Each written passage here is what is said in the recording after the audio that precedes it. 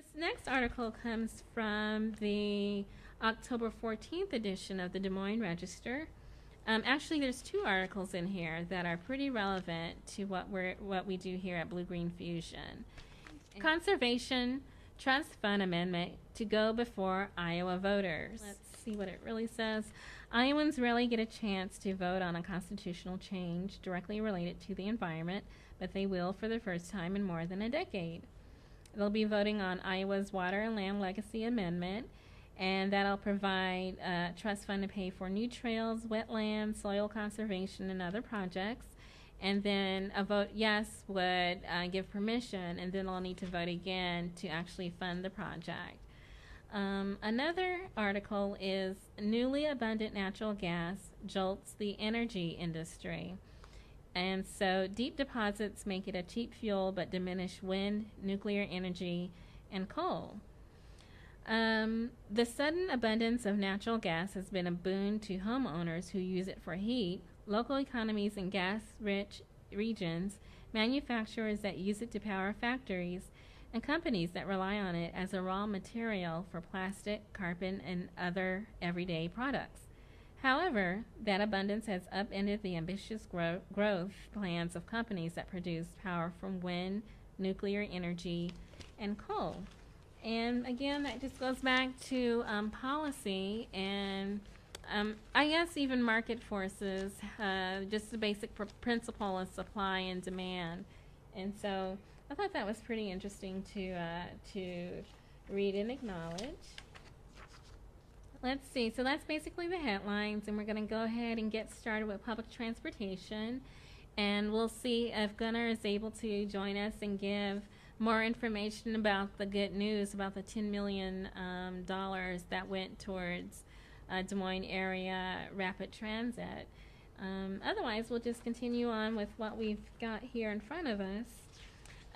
Basically, DART services all of Polk County, and that's including the cities of Des Moines, Altoona, Ankeny, Clive, Johnston, Urbandale, West Des Moines, Windsor Heights, Mitchellville, Bondurant, Pleasant Hill, Carlisle, Alleman, Polk City, Granger, Grimes, Sheldall, Elkhart, Carlisle, and unincorporated Polk County. So we have a pretty large metroplex here of Des Moines and then West Des Moines and other smaller surrounding cities, and DART services. DART's governed by a 9-member commission that represents 7 geographic regions of Polk County, and they're appointed by the cities served, plus 2 appointments are made by the Polk County Board of Supervisors. And they're administered by a general manager with a staff of over 225 employees. All right, so that's basic information, and this comes from DART's own website, what I'm about to read here. All right. DART is the largest public transit agency in Iowa, serving 19 cities in and around Polk County to varying degrees. The agency is operated with the support of local property taxes and fare revenue. The residents are represented by a 9-member board of commissioners. Okay, so recently, DART asked its riders to, oh, you can't see that, I'll read it. Tell your bus story and win an iPod. And so I'm curious, I'm going to try to remember to ask to tell or reveal whether the people of Des Moines, the writers of DART, actually submitted their stories. I'd be interested to see what we have to tell our Metro Transit Board. This information comes from the American Public Transportation Association, and that's www.apta.com. And according to them, let's see if I can get it there. Public transportation saves energy and helps our environment. Public transportation use reduces congestion. Public transportation boosts the economy and creates green jobs. Public transportation agencies are reducing their carbon footprint. Public transportation plays a significant role in finding smart solutions to the challenges facing America today, and that includes helping to reduce the nation's dependence on foreign oil, lessening our impact on the environment, and stimulating economic growth and development by creating green jobs. Like that job idea, public transportation use is one of the most effective actions individuals can take to conserve energy.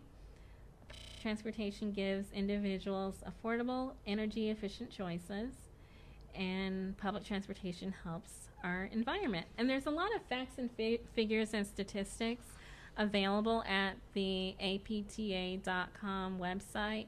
There's a lot of research and white papers and reports and press releases. So if anyone wants to get the hard facts and the statistics, those are publicly available.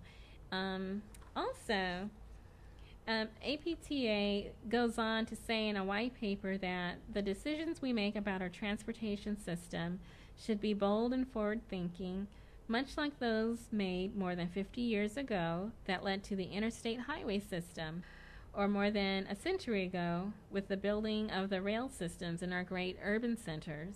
What we do within the next 10 years to reshape our transportation infrastructure will not only benefit our economy immediately by providing more jobs, we will also ensure economic prosperity and a healthy and safe environment for all Americans for decades to come.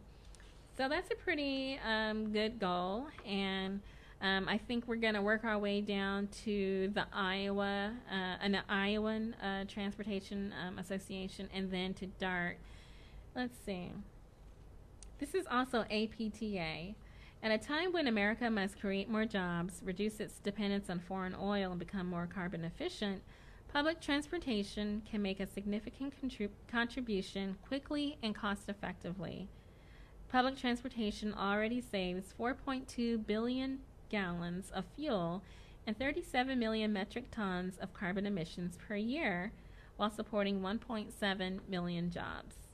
This paper shows that with an investment of 1.6% of the U.S. gross domestic product each year, public transportation could support 7.4 million jobs, and by 2020 could save the country 15.2 billion gallons of fuel annually, almost as much as what we import from the Persian Gulf. So that's pretty interesting and pretty laudable. This is from what I'm about to read now. This is from the Iowa Office of Public Transportation, of Public Transit. And that's taken from www.iatransit.com. Let's see. The Office of Public Transit was established to assist the development of public transit services for the citizens of and visitors to the state of Iowa. Organizationally, the office is part of the Iowa Department of Transportation's Modal Division, because actual transit services in Iowa are provided by locally organized urban or regional transit systems. The Office of Public Transit's programs focus on administering state and federal funding to these local transit systems and providing them with technical assistance on transit issues.